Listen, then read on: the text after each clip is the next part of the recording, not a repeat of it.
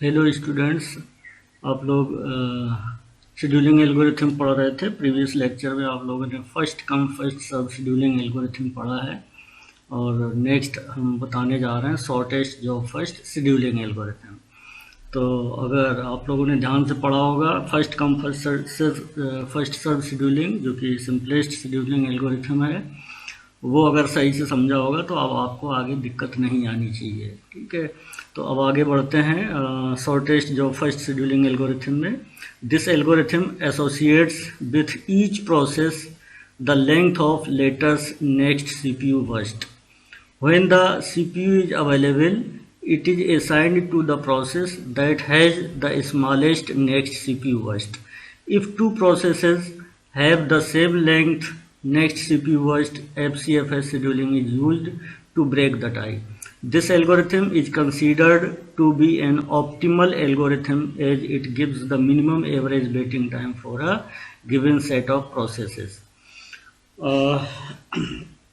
Shortest job first scheduling algorithm में क्या है कि जैसे ही सीपीयू अवेलेबल होता है तो ये क्या करता है कि ये शेड्यूलिंग एल्गोरिथम ऐसे प्रोसेस को सीपीयू एलोकेट करेगा जिसका स्मॉलेस्ट नेक्स्ट सीपीयू बर्स्ट होगा। स्मॉलेस्ट नेक्स्ट सीपीयू बर्स्ट होगा। अगर दो ऐसा भी संभव है कि दो प्रोसेस हैं जिनका सेम लेंथ है, सेम नेक्स्ट सीपीयू बर्स्ट है, तो उस केस में क्या करेंगे, FCFS शेड्यूलिंग यूज करते हैं। ठीक है, this algorithm is considered to be an optimal algorithm as it gives the minimum average waiting time for a given set of processes. मतलब ये है कि ये एल्गोरिथम ऑप्टिमल कंसिडर की जाती है क्योंकि इसमें क्या है, मिनिमम एवरेज वेटिंग टाइम देता है ये गिवन सेट ऑफ प्रोसेसेस पर, दिए हुए प्रोसेसेस पर। तो इसको देखने के लिए हमें क्या करना होगा, इसके पर चलना होगा, हमें एग्जाम्पल लेकर समझना होगा कि ये actually minimum average waiting time दे पा रहा है या नहीं दे पा रहा है। तो अब चूंकि एग्जाम्पल है तो एग्जाम्पल में हो सकता है प्रीवियस लेक्चर में कुछ दूसरा एग्जाम्पल लिया हो और इसमें समझने के लिए हमें दूसरा एग्जाम्पल लेना पड़ा। मतलब पिछले लेक्चर में जो एग्जाम्पल लिया था उससे भिन्न है ये, तो इसके लिए हमें समझने की ज़रूरत है। इसमें से कंपेयर किया है, देखें। The shortest job first scheduling में बी आइदर नॉन प्रीएम्प्टिव और प्रीएम्प्टिव। इसके पहले ये लाइन लिखा है, इसको ध्यान से देखना है। The disadvantage of this scheduling is the problem to know the length of next CPU burst. मतलब ये है कि शेड्यूलिंग एल्गोरिथम का डिसएडवांटेज क्या है कि ये हमें पहले से मालूम होना चाहिए कि पर्टिकुलर प्रोसेस का नेक्स्ट सीपीयू बर्स्ट क्या होगा। ठीक है, ये दिक्कत है इसमें। लेकिन वो कैसे मालूम करेंगे, अब प्रेडिक्शन फार्मूला, मतलब नेक्स्ट सीपीयू बर्स्ट किसी प्रोसेस का कितना है उसको मालूम करने के लिए एक फार्मूला है। उस फार्मूला पर हम ज़्यादा मतलब जानने की कोशिश नहीं कर रहे हैं। पहले हम ये कोशिश कर रहे हैं कि आप लोगों को समझ में आना चाहिए कि अगर रेडी क्यू में प्रोसेसेस हैं, रिक्वेस्ट दी है, तो उसको SJF एल्गोरिथम का यूज करके हम कितना वेटिंग टाइम या टर्न अराउंड टाइम निकाल सकते हैं, या मिनिमम निकलता है FCFS के अकॉर्डिंग, मतलब FCFS के तुलना में, या नहीं निकलता है कंपैरिजन में। ठीक है, तो इसीलिए हमने थोड़ा सा एग्जांपल बताया है कि आप prediction formula may be use to predict the amount of time for which CPU may be required by a process. ठीक है, मतलब ये है कि हम यहाँ पर डिटेल में नहीं जाना चाह रहे हैं। हमें मेन उद्देश्य ये है कि आपको ये एल्गोरिथम समझ में आ जाना चाहिए। मान लेते हैं कि जैसे प्रीवियस एग्जाम्पल में लिया था, आपको एक एग्जाम्पल लिया था, उस एग्जाम्पल को कैसे सॉल्व करते हैं, मतलब एवरेज टर्न अराउंड टाइम या एवरेज वेटिंग टाइम निकालने के लिए, तो उसी टर्म में हम यहाँ बात करते हैं। ठीक है, तो अब इसमें से देखें, shortest job first scheduling algorithm में बी आइदर नॉन प्रीएम्प्टिव और प्रीएम्प्टिव। ठीक है, मतलब shortest job first scheduling algorithm दोनों तरह की हो सकती है, मतलब नॉन प्रीएम्प्टिव भी हो सकती है और pre-emptive scheduling, non pre-emptive scheduling. आप लोगों का इसके बारे में आइडिया प्रीवियस लेक्चर्स में दिया जा चुका है। ठीक है, the choice arises when a new process arrives at the ready queue while a previous process is executing। ठीक है, तो मतलब प्रीएम्प्टिव है या नॉन प्रीएम्प्टिव, ये चॉइस मतलब कब रेज होती है कि जब कोई भी नया प्रोसेस अगर रेडी क्यू में आता है, ठीक है, और करेंटली एग्जीक्यूटिंग प्रोसेस पहले ही सीपीयू एलोकेट किया है, तो उस दौरान ये चॉइस आती है कि हमें non pre-emptive scheduling algorithm apply करना है या प्रीएम्प्टिव शेड्यूलिंग एल्गोरिथम। अब हम देखते हैं कि नॉन प्रीएम्प्टिव शेड्यूलिंग स्टार्ट करते हैं। नॉन प्रीएम्प्टिव शेड्यूलिंग एल्गोरिथम क्या है? Non preemptive shortest job first scheduling algorithm.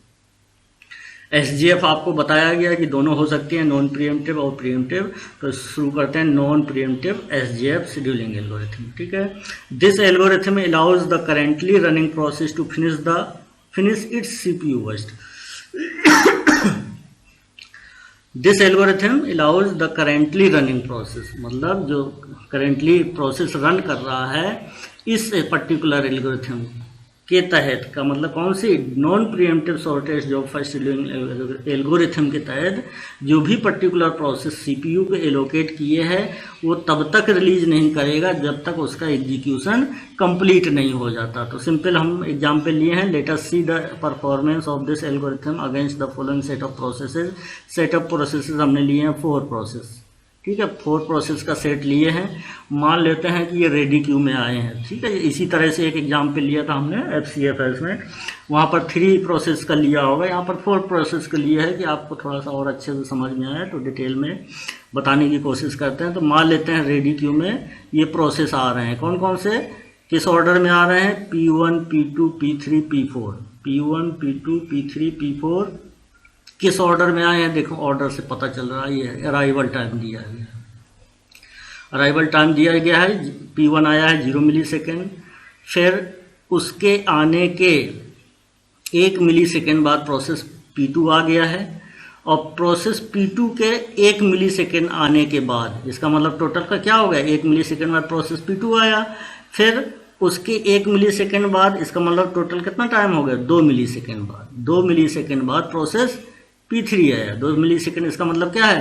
Process P1 के आने के 2 मिली सेकेंड बाद प्रोसेस P3 आया। इसी तरह से प्रोसेस P1 के आने के बाद, ठीक है, प्रोसेस P1 के आने के 3 मिली सेकेंड बाद प्रोसेस P4 आ गया। समझ में आ गया? या दूसरी भाषा में हम कहें कि प्रोसेस P1 सबसे पहले आया, P1 के आने के 1 मिली सेकेंड बाद प्रोसेस P2 आ गया। अब प्रोसेस P2 के आने के 1 मिली सेकेंड बाद प्रोसेस P3 आ गया, और प्रोसेस P3 के 1 मिली सेकेंड, प्रोसेस P3 के आने के 1 मिली सेकेंड बाद प्रोसेस P4 आ गया। 1-1 मिली सेकेंड का डिफरेंस है, मतलब 1-1 मिली सेकेंड के अंतर पर ये सारे प्रोसेस आए हैं। सबसे पहले प्रोसेस P1 आया, फिर P2 आया, फिर P3 आया, फिर P4 आया। ये विशेष ध्यान देना ये समझने में, ठीक है। ये समझ में आ गया तो आगे बढ़ते हैं। अब हर एक का देखें। प्रोसेस P1 क्या आ गया? प्रोसेस P1 का बर्स्ट टाइम दिया गया है, नेक्स्ट सीपीयू बर्स्ट टाइम दिया गया है, और सीपीयू बर्स्ट टाइम दिया गया है 9 मिली सेकेंड, ठीक है। प्रोसेस P2 को दिया गया है 3 मिली सेकेंड बर्स्ट टाइम दिया है, मतलब एग्जाम्पल में लिया है। प्रोसेस P3 का 2 मिली सेकेंड और प्रोसेस P4 का 7 मिली सेकेंड, ठीक है। तो ये इसी तरह से हमने प्रीवियस लेक्चर में FCFS में ये नहीं दिखाया था, और बाकी सारा सेम था। प्रोसेस सारे प्रोसेस थे, मतलब 3 प्रोसेस थे, और सभी का वर्स्ट टाइम दिया गया था। इसमें से थोड़ा सा हमने क्या कर दिया, ऐड कर दिया है, ये कॉलम ऐड कर दिया है अराइवल टाइम। उसमें क्या कंसीडर किया था? सारे के सारे 8 टाइम 0, 8 टाइम 0 मतलब सारे के सारे 8 टाइम 0 एक साथ आए हैं, लेकिन किस ऑर्डर में आए वो अलग अलग ऑर्डर का एग्जाम्पल लेके आपको बताया गया था। इसमें क्या है, इसमें स्पष्ट आपको समझ में आ जा रहा, अलग से कहने की जरूरत नहीं है कि किस ऑर्डर में है। क्यों समझ में आ रहा है? क्योंकि सबसे पहले क्या है, अराइवल टाइम 0, P1 आया सबसे पहले, फिर P1 के आने के 1 मिली सेकेंड बाद प्रोसेस P2 आ गया, फिर P3 आया, फिर P4 आया, ठीक है। तो इसलिए इससे पता चल जा रहा है किस ऑर्डर में आया प्रोसेस, किस ऑर्डर में आया। आपसे कहा जाता है इस टेबल को देख के बताओ किस ऑर्डर में आए हैं, तो आप सीधे सीधे कह सकते हैं पहले P1 आया, P2 आया, फिर P3 आया, फिर P4 आया। कहाँ पर आया? रेडी क्यू में, ठीक है। तो अब इसको अगर हम सॉल्व करते हैं कि average waiting time, average turn around time क्या है इन प्रोसेस का, मतलब 4 प्रोसेसेस का। तो सबसे पहले आपको क्या करना है, गैंट चार्ट बनाना है। गैंट चार्ट में देखो ये दिखाया गया है। गैंट चार्ट में देखें, सबसे पहले प्रोसेस P1 आया रेडी क्यू में 8 टाइम 0, देखें यहाँ पर लिखा 8 टाइम 0, सबसे पहले प्रोसेस P1 आया। ठीक है, प्रोसेस P1 आया रेडी क्यू में, तो जैसे ही ये आया तो CPU मान लेते हैं एलोकेट हो गया। ठीक है, रेडी क्यू में जब एक ही प्रोसेस है तो उसको CPU एलोकेट हो गया, जब एलोकेट हो गया तो उसका एग्जीक्यूशन शुरू हो गया। अब नॉन प्रीएम्प्टिव का केस हम देख रहे हैं। नॉन प्रीएम्प्टिव इसका मतलब क्या है? नॉन प्रीएम्प्टिव के केस में कि जिस पर्टिकुलर प्रोसेस को CPU एलोकेट हो जाता है या असाइन हो जाता है, उस वो पर्टिकुलर प्रोसेस CPU को तब तक रिलीज नहीं करेगा जब तक उसका एग्जीक्यूशन कंप्लीट नहीं हो जाता या CPU बर्स्ट टाइम कंप्लीट नहीं हो जाता। ठीक है, तो यहाँ पर क्या है, बर्स्ट टाइम कितना दिया है? 9 मिली सेकेंड। इसका मतलब ये है कि प्रोसेस P1 9 मिली सेकेंड बाद CPU को रिलीज कर देगा।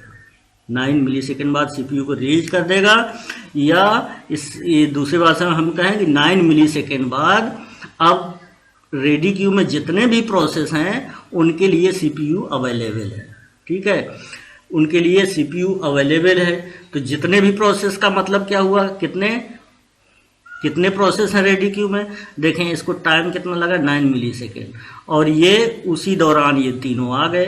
मतलब 1 मिली सेकेंड बाद प्रोसेस P2 आया, फिर अनदर 1 मिली सेकेंड बाद प्रोसेस P3 भी आया, फिर अनदर 1 मिली सेकेंड बाद प्रोसेस P4 भी आ गया। ठीक है, तो इसका मतलब इसके एग्जीक्यूशन के दौरान ये प्रोसेस तीनों के तीनों आ चुके। कहाँ पर आ चुके हैं? रेडी क्यू में। कौन कौन से? Process P2, P3, P4। तो जब ये तीनों आ चुके हैं तो अब उसने क्या किया, प्रोसेस P1 ने रिलीज कर दिया, CPU को रिलीज कर दिया 9 मिली सेकेंड बाद। तो CPU अब अवेलेबल हो गया किनके लिए? जो रेडी क्यू में। कौन कौन है? P2, P3, P4, तीनों प्रोसेस रेडी क्यू में है। तो अब क्या करना है? अब ये देखना है कि अब CPU किसको असाइन होगा। तो CPU, ये एल्गोरिथम, ये जो नॉन प्रीएम्प्टिव SJF पढ़ रहे हैं, ये एल्गोरिथम किसको CPU असाइन करेगी? अब देखेंगे ध्यान से। अब ये देखना है कि इसमें से जो शॉर्टेस्ट बर्स्ट टाइम कौन सा है इसमें से?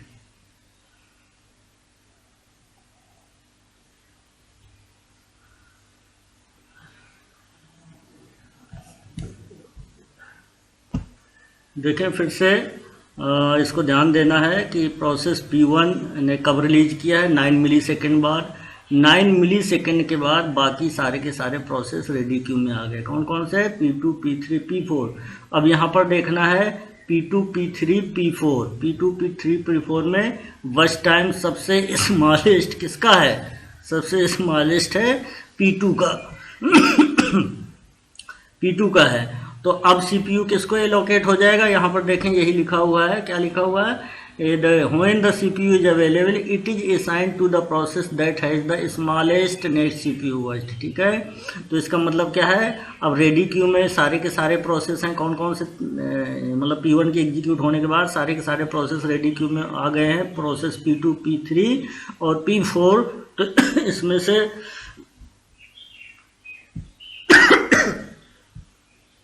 इसमें से किसका सबसे जो है सबसे स्मॉलेस्ट CPU बर्स्ट टाइम किसका है? प्रोसेस P3 का। तो अब किसको CPU एलोकेट होगा? P3 का। तो देखें P3 को एलोकेट हो गया। अब एलोकेट होने के बाद ये तब तक रिलीज नहीं करेगा जब तक इसका एग्जीक्यूशन कंप्लीट नहीं हो जाता। इसका कितना टाइम है? 2 मिली सेकेंड। तो 2 मिली सेकेंड बाद ये रिलीज कर देगा। तो 9 मिली सेकेंड प्लस 2 कितना हो गया? 11 मिली सेकेंड। 11 मिली सेकेंड बाद फिर CPU अवेलेबल हो जाएगा। तो जब CPU अवेलेबल हो गया तो कौन कौन से प्रोसेस बचे? P1 का कंप्लीट हो चुका, P3 का कंप्लीट हो चुका। अब प्रोसेस रेडी क्यू में बचे P2 और P4। तो P2 और P4 में किसका स्मॉलेस्ट बर्स्ट टाइम है? CPU बर्स्ट टाइम स्मॉलेस्ट है P2 का। तो अब P2 को एलोकेट हो जाएगा CPU। तो देखें P2 को एलोकेट हो गया। अब P2 कितनी देर बाद रिलीज करेगा? 3 मिली सेकेंड बाद। 3 मिली सेकेंड बाद रिलीज करा। तो इसका मतलब क्या है कि 3 मिली सेकेंड बाद रिलीज करेगा। तो ये टोटल टाइम कितना हो गया? 14। और यहाँ पर अब CPU अवेलेबल है। तो अब रेडी क्यू में कौन सा प्रोसेस बचा? सिर्फ और सिर्फ P4 बचा। ठीक है, तो उसी को CPU एलोकेट हो गया। इनका एग्जीक्यूशन कंप्लीट हो चुका। तो अब रेडी क्यू में एक ही बचा, तो उसी को एलोकेट हो गया। अब कंपेयर करने की ज़रूरत नहीं है। तो सिर्फ और सिर्फ P4 को CPU एलोकेट हो गया, और ये P4 कब CPU रिलीज कर देगा, जब इसका एग्जीक्यूशन कंप्लीट हो जाएगा 7 मिली सेकेंड बाद। तो टोटल टाइम कितना लगा P4 को कंप्लीट होने में, टोटल टाइम लगा 21 मिली सेकेंड। ठीक है, ये गैंट चार्ट आपका अगर क्लियर हो गया, अगर सही से बन गया, कभी भी कोई प्रॉब्लम अगर दी जाती है तो आपको सबसे पहले क्या देखना है, गैंट चार्ट सही बनाना है। अगर आपने गैंट चार्ट सही नहीं बनाया तो आपका आंसर गलत आएगा। ठीक है, तो ये गैंट चार्ट को बनाना सही से आना चाहिए। मेन ये है कि कौन सी एल्गोरिथम आप फॉलो कर रहे हैं, उस एल्गोरिथम में कौन सा क्राइटेरिया आपको अप्लाई करना है, उस क्राइटेरिया को देखते हुए आपको गैंट चार्ट बनाना है। गैंट चार्ट अगर सही से बना तो आपका आंसर सही आएगा। अब आगे बढ़ते हैं, देखें इसी गैंट चार्ट से अब देखेंगे क्या लेना है। देखें the waiting time for process P1 को कितना वेट करना पड़ा रेडी क्यू में, 0 मिली सेकेंड। ठीक है, और turn around time process P1 का क्या है, उसको कितना टाइम लगा एग्जीक्यूट होने, जब से सबमिट हुआ, मतलब रेडी क्यू में। यहाँ पर और कुछ कंसीडर ना करते हुए हम सिर्फ देखेंगे रेडी क्यू में कब आया और उसका एग्जीक्यूशन कब कंप्लीट हुआ। ठीक है, तो कब आया था, 0 पे आया था, 8 टाइम 0, उसका एग्जीक्यूशन कब कंप्लीट हुआ, 9 मिली सेकेंड में। तो टर्न अराउंड टाइम कितना हो गया for process P1, 9 milli second. ठीक है, नेक्स्ट प्रोसेस का देखेंगे, क्या देखेंगे, नेक्स्ट प्रोसेस का वेटिंग टाइम कितना है। नेक्स्ट प्रोसेस का वेटिंग टाइम, नेक्स्ट प्रोसेस कौन सा है, P2 का वेटिंग टाइम कितना है। देखें P2 का वेटिंग टाइम, यहाँ पर ध्यान देना है। P2 का गैंट चार्ट से देखेंगे P2 का वेटिंग टाइम कितना है, यहाँ देखें ये है 11 मिली सेकेंड। ठीक है, लेकिन 11 मिली सेकेंड यहाँ पर गैंट चार्ट में दिख रहा है, लेकिन वो एक्चुअली कितनी देर बाद आया था रेडी क्यू में। देखें रेडी क्यू में आया था कहाँ पर, 1 मिली सेकेंड बाद आया था। तो वेटिंग टाइम कितना हो जाएगा, 11 माइनस 1, इसका मतलब 10 मिली सेकेंड। ठीक है, टर्न अराउंड टाइम कितना है प्रोसेस P2 का, कितना है, कंप्लीट होने में कितना टाइम लगा, 14 मिली सेकेंड। लेकिन ये 14 मिली सेकेंड में 1 मिली सेकेंड घटाना है, क्यों, क्योंकि वो 1 मिली सेकेंड बाद आया था। कहाँ पर आया था, रेडी क्यू में 1 मिली सेकेंड बाद आया था। तो ये हो गया 14 माइनस 1, 13 मिली सेकेंड। इसी तरह से प्रोसेस P3 का वेटिंग टाइम कितना है, प्रोसेस P3 का वेटिंग टाइम 9 मिली सेकेंड है, लेकिन प्रोसेस P3 कितनी देर बाद आया था, 2 मिली सेकेंड बाद आया था। तो 9 माइनस 2, 7 मिली सेकेंड हो गया। टर्न अराउंड टाइम कितना हुआ प्रोसेस P3 का, 11, लेकिन 11 में से 2 मिली सेकेंड घटा देंगे तो कितना आएगा, 9 मिली सेकेंड। इसका मतलब उसको कंप्लीट होने में कितना टाइम लगा, 9 मिली सेकेंड। इसी तरह से प्रोसेस P4 कब आया था, 3 मिली सेकेंड बाद, लेकिन P4 को कितना वेट करना पड़ा, 14 मिली सेकेंड। 14 मिली सेकेंड में से 3 मिली सेकेंड, क्योंकि वो 3 मिली सेकेंड बाद आया था, तो उसका एक्चुअल वेटिंग टाइम कितना हुआ, 11 मिली सेकेंड। इसी तरह से turn around time for process P4 कितना हुआ, टोटल टाइम उसको कितना लगा एग्जीक्यूट होने में, टोटल लगा गैंट चार्ट के अकॉर्डिंग 21 मिली सेकेंड, लेकिन वो रेडी क्यू में कितनी देर में आया था, 3 मिली सेकेंड बाद। तो 21 minus 3 equal to 18 millisecond. इसका मतलब क्या है, उसका एग्जीक्यूशन कंप्लीट होने में कितना टाइम लगा, 18 मिली सेकेंड। ठीक है, तो अब जब सभी का जो process P1, P2, process P3 का सभी का वेटिंग टाइम निकल आया और सभी का टर्न अराउंड टाइम निकल आया, तो अब आसानी से आप एवरेज वेटिंग टाइम और एवरेज टर्न अराउंड टाइम निकाल सकते हैं। कैसे निकाल सकते हैं, वो फार्मूला आप पिछली बार पढ़ चुके हैं।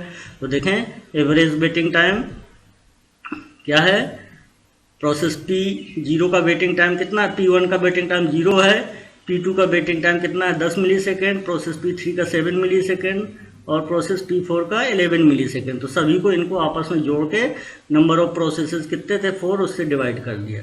तो इतने कितना आया, 28/4, 7.0 मिली सेकेंड एवरेज वेटिंग टाइम किसका, इन प्रोसेसेस का, 4 प्रोसेसेस का। ठीक है, इसी तरह से एवरेज टर्न अराउंड टाइम देखें, प्रोसेस P1 का टर्न अराउंड टाइम कितना है, 9 मिली सेकेंड, प्रोसेस P2 का 13 मिली सेकेंड, वो भी जोड़ दिया। फिर प्रोसेस 3 का 9 मिली सेकेंड, फिर प्रोसेस 4 का 18, 9 plus 13 plus 9 plus 18 divide by 4, ये कितना आया, 49 डिवाइड बाई 4, तो रिजल्ट आया 12.25। ठीक है, तो ये आ गया, ये किस केस में आया, average waiting time, average turn around time, ये कौन सी स्कीम के तहत? नॉन प्रीएम्प्टिव एसजीएफ के तहत, non preemptive shortest job first scheduling algorithm का यूज करके आपने एवरेज वेटिंग टाइम और एवरेज टर्न अराउंड टाइम निकाला है।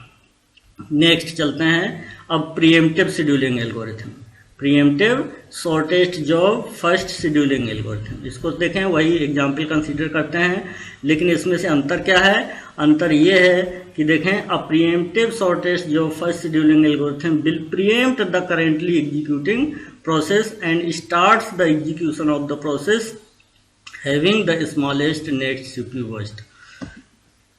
मतलब क्या है?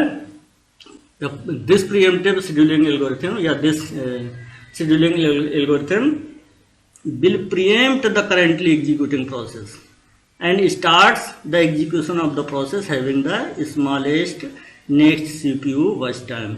मतलब ये है कि अगर कोई प्रोसेस एग्जीक्यूट हो रहा है तो वो प्रीएम्प्ट हो जाएगा। क्यों प्रीएम्प्ट हो जाएगा? This scheduling algorithm will pre-empt that currently running process, ठीक है, और इस किसका एग्जीक्यूशन स्टार्ट कर देगा? जिसका नेक्स्ट सीपीयू वॉच टाइम होगा। जस्ट अपोजिट तो नहीं कह सकते, लेकिन डिफरेंस है। देखिए, नॉन प्रीएम्प्टिव में क्या था कि कोई भी रनिंग प्रोसेस है वो तब तक सीपीयू को रिलीज नहीं करेगा जब तक उसका एग्जीक्यूशन कंप्लीट नहीं हो जाता। प्रीएम्प्टिव के केस में क्या है? ऐसा नहीं है। कोई भी एग्जीक्यूटिंग प्रोसेस है वो सीपीयू को उसका एग्जीक्यूशन कंप्लीट होने के पहले ही रिलीज कर सकता है, और जो जिसका रिलीज कर देगा, जाहिर है रिलीज करने के बाद सीपीयू अवेलेबल हो जाएगा, तो सीपीयू किसी नेक्स्ट प्रोसेस को असाइन हो सकता है। किस प्रोसेस को? जिसका smallest next CPU burst time होगा। ठीक है, क्लियर? तो अब एग्जांपल क्या लिखा हुआ है? Preemptive एसजीएफ scheduling algorithm is also known as shortest remaining time first scheduling algorithm. यहाँ देखो क्लियर कर दिया कि इस पर्टिकुलर एल्गोरिथम को हम क्या बोलते हैं, क्या कह सकते हैं, या इसको ये भी कहा जाता है shortest remaining time first scheduling algorithm. ठीक है, तो देखें, let us see the performance of this algorithm against the following set of processes. Same set लिया गया है जो नॉन प्रीएम्प्टिव के केस में लिया था, वही सारा का सारा यहाँ पर भी लिया गया है। देखें, सारे 4 प्रोसेस हैं, अराइवल टाइम भी सेम है और वॉच टाइम भी सेम है। ठीक है, अब यहाँ पर ध्यान देना। देखो, ये गैंट चार्ट बहुत इंपॉर्टेंट है, इसको अगर समझ में आ जाएगा तो बहुत आसान होगा। अदरवाइज आप ये एल्गोरिथम का यूज करके अगर आपसे पूछा जाता है तो आप हमेशा गलत करेंगे। तो हमने पहले भी बताया है कि आपका जब भी होगा गैंट चार्ट आपका सही होना चाहिए, अदरवाइज आपका आंसर गलत हो जाएगा। तो सबसे पहले गैंट चार्ट बनाते हैं। देखें, सबसे पहले रेडी क्यू में कौन आया? 8 टाइम 0 प्रोसेस P1 आया। तो जाहिर है रेडी क्यू में प्रोसेस P1 है तो उसी को सीपीयू एलोकेट हो जाएगा। ठीक है, सिंपल। सबसे पहले प्रोसेस P1 आया रेडी क्यू में, उसको सीपीयू एलोकेट हो गया 8 टाइम 0। देखें, 8 टाइम 0 सीपीयू एलोकेट हो गया। अब 1 मिली सेकेंड तक उसका एग्जीक्यूशन हुआ। ठीक है, यहाँ पर देखें, 1 मिली सेकेंड बाद उसका एग्जीक्यूशन हुआ। ठीक है, तो 1 मिली सेकेंड एग्जीक्यूशन होने का मतलब क्या है कि 1 मिली सेकेंड बाद प्रोसेस P2 भी आ गया। ठीक है, तो अब देखें, प्रोसेस P2 आ गया 1 मिली सेकेंड बाद। तो देखें, 1 मिली सेकेंड इसका एग्जीक्यूशन हो गया, तो कितना बचा? 8 मिली सेकेंड बचा। ठीक है, तो अब देखें, 1 मिली सेकेंड बाद प्रोसेस P2 आ गया, तो देखें शॉर्टेस्ट रिमेनिंग टाइम फर्स्ट। तो रिमेनिंग टाइम फर्स्ट कौन सा, रिमेनिंग टाइम कौन सा बचा? प्रोसेस P1 का रिमेनिंग टाइम कितना बचा? 8 बचा, और प्रोसेस P2 का वॉच टाइम 3 बचा। अब इन दोनों में से कंपेयर होगा 8 और 3। 8 और 3 में शॉर्टेस्ट कौन सा है? स्मॉलेस्ट वॉच टाइम किसका है? प्रोसेस P2 को। जब प्रोसेस P2 का है, इसका मतलब अब सीपीयू किसको असाइन हो जाएगा? प्रोसेस P2 को असाइन हो जाएगा। देखें, यहाँ पर प्रोसेस P2 को असाइन हो गया। ठीक है, प्रोसेस P2 का 1 मिली सेकेंड एग्जीक्यूट हुआ। प्रोसेस P2 1 मिली सेकेंड एग्जीक्यूट हुआ, तो प्रोसेस P2 का एग्जीक्यूशन 1 मिली सेकेंड हुआ, तो कितना बचा उसका वॉच टाइम? कितना बचा? 2 मिली सेकेंड। ठीक है, 1 मिली सेकेंड ये देखेंगे, ये 1 मिली सेकेंड एग्जीक्यूट होने के बाद अब कौन सा आ गया प्रोसेस, P3 भी आ गया। अब P3 जब आ गया तो किस में कंपेरिजन होगा, देखें जो रिमेनिंग टाइम बचा, P1 का रिमेनिंग टाइम कितना बचा था 8, प्रोसेस P2 का रिमेनिंग टाइम कितना बचा था 2, और प्रोसेस P3 अभी करंटली आया है रेडी क्यू में, तो इनमें कंपेरिजन होगा किसमें 8, प्रोसेस P1 का रिमेनिंग टाइम 8 है, प्रोसेस P2 का 2 है और प्रोसेस P3 का 2 है। अब इनमें से शॉर्टेस्ट कौन सा है, स्मॉलेस्ट सीपीयू वर्स्ट टाइम किसका है, स्मॉलेस्ट वर्स्ट टाइम कौन कितना दिया है 2 मिली सेकेंड, तो 2 मिली सेकेंड दोनों का है, प्रोसेस P2 का और प्रोसेस P3 का दोनों का है। तो हमने क्या बताया था अभी थोड़ी देर पहले कि अगर शुरुआत में जब शॉर्टेज जॉब फर्स्ट बताया है आपको, तो उसमें से सबसे पहले अब देखें ये जो पॉइंट लिखा है उसको ध्यान से फिर से देख लें। यहाँ पर लिखा है कि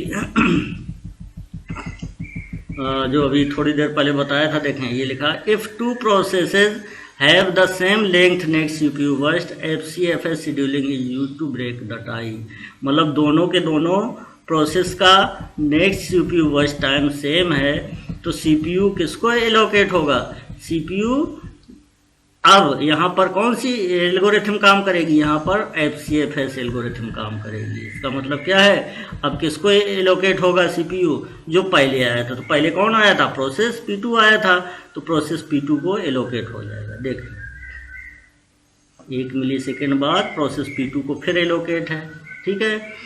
अब देखें अब 1 मिली सेकेंड तक एग्जीक्यूट हुआ, मतलब यहाँ पर 1 मिली सेकेंड तक एग्जीक्यूट हुआ, अब कितना बचेगा 1 मिली सेकेंड तक और एग्जीक्यूट हुआ तो अब कितना बचेगा 1 मिली सेकेंड, ठीक है। अब 1 मिली सेकेंड तक और एग्जीक्यूट हुआ, उस बीच ये भी आ गया कौन सा प्रोसेस P4 भी आ गया रेडी क्यू में। तो अब कंपेयर करेंगे किसका किसका कंपेयर करेंगे, सारे रेडी क्यू में, चूंकि अब सारे हो गए तो सभी का रिमेनिंग टाइम कंपेयर करेंगे।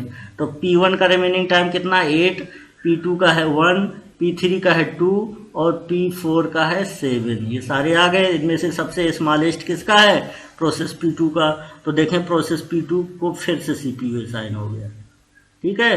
तो फिर से 1 मिली सेकेंड तक काम किया उसने, ठीक है, 1 मिली सेकेंड तक एग्जीक्यूट हुआ, एग्जीक्यूट होने के बाद वो अब CPU को रिलीज कर देगा। देखें इस बीच CPU, ठीक है, यहाँ पर उसका कंप्लीट हो गया एग्जीक्यूशन, तो यहाँ पर अब रिलीज कर देगा CPU। अब रिलीज करने के बाद हमें क्या देखना है, रिलीज करने के बाद रेडी क्यू में कौन कौन से प्रोसेस बचे, रेडी क्यू में बचा P1 और P3 और P4, तो अब इनमें कंपेरिजन होगा 8 और 2 और 7, P1 P3 P4, P2 में क्यों नहीं होगा, क्योंकि इसका एग्जीक्यूशन कंप्लीट हो चुका है, ठीक है। तो अब देखो 8 2 7 में स्मॉलेस्ट कौन सा है प्रोसेस P3, ठीक है, मतलब स्मॉलेस्ट बर्स्ट टाइम किसका है प्रोसेस P3 का है। तो देखें P3 को CPU एलोकेट हो गया, ठीक है, और उसका बर्स्ट टाइम कितना है 2, तो 2 मिली सेकेंड बाद उसने रिलीज कर दिया। जब 2 मिली सेकेंड बाद रिलीज कर दिया तब कौन कौन से प्रोसेस बचे, 2 मिली सेकेंड बाद रिलीज कर दिया, इसका मतलब उसका एग्जीक्यूशन कंप्लीट हो गया। तो अब प्रोसेस कौन कौन से बचे, P1 बचा और P4 बचा, 2 बचे। अब उनमें से किसको CPU एलोकेट होगा, जिसका स्मॉलेस्ट बर्स्ट टाइम होगा, तो स्मॉलेस्ट बर्स्ट टाइम किसका है, ठीक है, स्मॉलर किसका है P4 का, तो P4 का है, तो इसका मतलब क्या है 8 और 7 में कौन सा स्मॉल है 7, तो P4 को CPU एलोकेट हो जाएगा। तो 7 मिली सेकेंड बाद इसका भी एग्जीक्यूशन कंप्लीट हो गया। इसका मतलब रेडी क्यू में अब कौन सा बचा, सिर्फ एक प्रोसेस बचा, वो भी जिसका कितना है प्रोसेस P1 बचा, जिसका वर्स्ट टाइम 8 मिली सेकेंड है। तो 8 मिली सेकेंड बाद मतलब अब उसको CPU एलोकेट हो जाएगा और 8 मिली सेकेंड बाद वो भी रिलीज कर देगा। तो फाइनल उसका कितना टाइम लगा 21 मिली सेकेंड बाद CPU अवेलेबल हो जाएगा, ठीक है। अब देखें, ये अगर गैंट चार्ट आपको समझ में आ गया तभी ये सही आएगा, एवरेज वेटिंग टाइम और average turn around time, otherwise गलत हो जाएगा। हम बार बार कह रहे हैं कि गैंट चार्ट बनाना आपको आना चाहिए।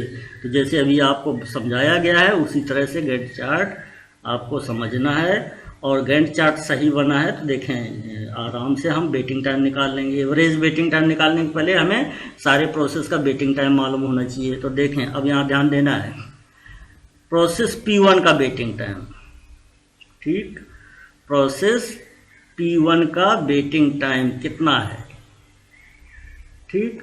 तो यहाँ पर देखें प्रोसेस P1 का, यहाँ पर देखें जैसे ही आया था उसको मिल गया, लेकिन फिर उसको कितना वेट करना पड़ा, 13 मिली सेकेंड।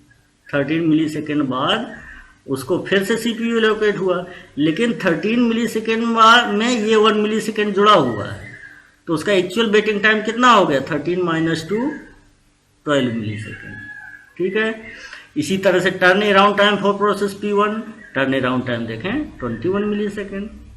उसको टोटल कितना लगा, भले वहाँ एग्जीक्यूशन शुरू हो गया, लेकिन उसको जब सबमिट हुआ और कंप्लीट होने के बीच के दौरान को ही तो टर्न अराउंड टाइम कहते हैं, तो उसको टोटल टाइम कितना लगा, 21 मिली सेकेंड। तो turnaround time for process P1 21 millisecond, ठीक है। अब देखें process waiting time for process P2। P2 का वेटिंग टाइम क्या है, देखें P2 लगातार लिए हुए CPU को, कोई दिक्कत नहीं यहाँ समझने में। तो P2 का वेटिंग टाइम कितना है, 1 मिली सेकेंड। गैंट चार्ट देखें 1 मिली सेकेंड बाद P2 को CPU एलोकेट हो गया था, इसका मतलब क्या है, वेटिंग टाइम 1 मिली सेकेंड हो गया इस गैंट चार्ट के अनुसार। लेकिन P2 आया कितने टाइम था, 1 मिली सेकेंड बाद आया था। तो 1 मिली सेकेंड बाद आया था, इसका मतलब 1 में से 1 घटा देंगे, तो इसका मतलब जैसे ही आया वो रेडी क्यू में उसको तुरंत CPU मिल गया, जैसे ही रेडी क्यू में आया उसको तुरंत CPU मिल गया, ठीक है। इसका मतलब उसको वेट नहीं करना पड़ा। फिर उसका turn around time for process P2 का टर्न अराउंड टाइम देखें कितना है, 4 मिली सेकेंड, ठीक है, 4 मिली सेकेंड। अब 4 मिली सेकेंड में 1 मिली सेकेंड घटा देंगे, क्यों, क्योंकि 1 मिली सेकेंड बाद आया था, ठीक है। तो कितना बचा, वो टर्न अराउंड टाइम कितना हुआ, उसको मतलब 3 मिली सेकेंड में ही उसका एग्जीक्यूशन कंप्लीट हो गया। इसी तरह से प्रोसेस P3 का वेटिंग टाइम गैंट चार्ट में देखें, P3 कहाँ पर है, यहाँ पर है। उसका वेटिंग टाइम कितना है, 4 मिली सेकेंड। ये देखो 4 मिली सेकेंड दिख रहा है, 4 मिली सेकेंड। लेकिन वो आया कितनी देर बाद था, 2 मिली सेकेंड बाद आया था। तो 4 - 2 = 2 millisecond. Turnaround time for process P3 का कितना है, 6। यहाँ गैंट चार्ट में देखें 6 मिली सेकेंड, लेकिन 6 में से क्या है, 2 घटा देंगे, क्यों, वो 2 मिली सेकेंड बाद आया था। तो 2 घटाने के बाद कितना आएगा, 4 मिली सेकेंड। इसी तरह से प्रोसेस P4 का वेटिंग टाइम कहाँ पर है, देखें वेटिंग टाइम गैंट चार्ट में 6 मिली सेकेंड, ठीक है। लेकिन P4 आया कितने टाइम था, 3 मिली सेकेंड बाद आया था, ठीक है, 3 मिली सेकेंड बाद, मतलब P1 के आने के 3 मिली सेकेंड बाद आया था। तो 3 घटा देंगे, 6 - 3 = 3 मिली सेकेंड। टर्न अराउंड टाइम कितना है P4 का, 13 मिली सेकेंड। तो 13 मिली सेकेंड में से 3 मिली सेकेंड घटा देंगे, क्योंकि वो 3 मिली सेकेंड बाद रेडी क्यू में आया था। तो 13 - 3 = 10 मिली सेकेंड। ये क्लियर हो गया। तो जब ये क्लियर हो गया, सारे के सारे वेटिंग टाइम, हर एक प्रोसेस का वेटिंग टाइम आपको पता चल गया और टर्न अराउंड टाइम पता चल गया, तो आसानी से आप एवरेज वेटिंग टाइम निकाल सकते हैं। तो एवरेज वेटिंग टाइम क्या है, 12। देखिए P1 का वेटिंग टाइम प्लस P2 का वेटिंग टाइम 0 प्लस P3 का वेटिंग टाइम 2 प्लस P4 का वेटिंग टाइम 3 और डिवाइड बाई 4। तो ये कितना हो गया, ये 17/4 = कितना हुआ, ये आंसर गलत लिखा हुआ है, 17/4। यहाँ पर आपको लिखना है 4.25 मिली सेकेंड, ठीक है, क्लियर। ये कितना था, 12 2 14 3 17 डिवाइड बाई 4, ये आएगा 4.25, ठीक है। एवरेज वेटिंग टाइम ये निकल आया। अब एवरेज टर्न अराउंड टाइम कितना है, देखें P1 का टर्न अराउंड टाइम है 21 प्लस P2 का 3 प्लस P3 का 4 प्लस P4 का 10। तो ये है 21 plus 3 plus 4 plus 10 divide by 4। कितना आएगा, 21 plus 3 24 plus 4 28 plus 10 38 divide by 4। तो ये आ गया 9.5 मिली सेकेंड, ठीक है। तो देखें प्रीएम्प्टिव कंपेयर करेंगे तो यहीं पर आप मिनिमल ये क्या बोलते हैं, यहीं पर कंपेयर करेंगे कि दोनों में कौन सी फास्ट शेड्यूलिंग एल्गोरिथम है, तो इसमें से देखेंगे कि कौन सी प्रीएम्प्टिव शेड्यूलिंग एल्गोरिथम। ठीक है, देखें कैसे। यहाँ पर एवरेज वेटिंग टाइम देखें 4.25 मिली सेकेंड आ रहा है, टर्न अराउंड टाइम 9.5 मिली सेकेंड आ रहा है, जो कि इससे ज़्यादा किस में आ रहा था, आपका नॉन प्रीएम्प्टिव में। नॉन प्रीएम्प्टिव में कितना आ रहा था, देखें 7.0 मिली सेकेंड और 12.25 मिली सेकेंड। ठीक है, तो ये एल्गोरिथम आपको क्लियर हो जानी चाहिए।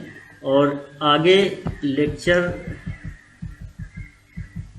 की तरफ बढ़ने से पहले आपको दोनों रिवाइज कर लेना है, FCFS शेड्यूलिंग एल्गोरिथम और shortest job first scheduling algorithm. ठीक है, बार बार कहना है, इसको रिवाइज कर लेंगे तभी अगली एल्गोरिथम आसानी से समझ में आ जाएगी। तब तक के लिए धन्यवाद।